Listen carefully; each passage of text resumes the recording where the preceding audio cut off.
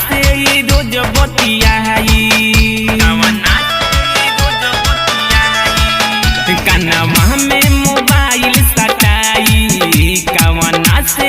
रोज बतियाई कोके सुरहु सिंगारे मुठल लाली चटकारे कोके सुरहु सिंगारे मुठल लाली चटकारे मोरे कवना दीवाना पदे लालवनी ओढ़ी गीत कान्हा पदे मिले झाले यारा बस बान्हा पदे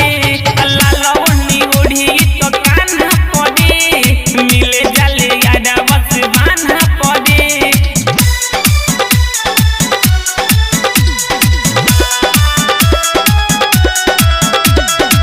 नया डिजाइन में पेन्हेले कपड़ा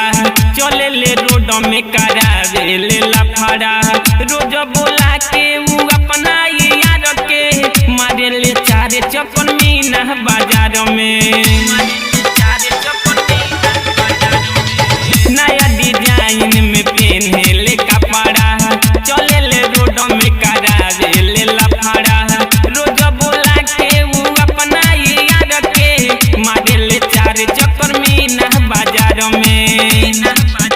पेन्ही छोटो छोटो ड्रेस काटे हिप्पी वाला केस पेन्ही छोटो छोटो ड्रेस काटे हिप्पी वाला केस फाटल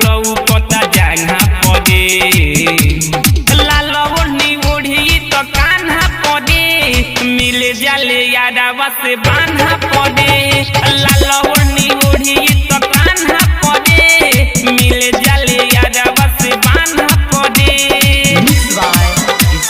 Mixed by Vishal Swaha। एकरा यादवा के नाम इंदर जीत हो ले ले बिया ओकरा दिलवा के जीत हो नया नया किन के देवे मोठला हाली खूबे पहिर के झमकावे ले बाली एकरा यादवा के नाम इंदर जीत हो ले ले बिया ओकरा दिलवा के जीत हो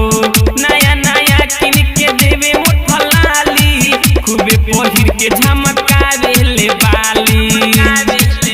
लेके पलो सररा पाची पन्नी को बेड पाची लेके पलो सररा पाची पन्नी को बेड पाची नाही कोइल साइन दिलावा के पाना मेरे लाल ओढ़नी ओढ़ी गीत कान्हा पदे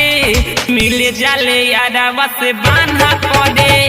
लाल ओढ़नी ओढ़ी गीत कान्हा पदे मिले जाले यारा बस बान्हा पदे।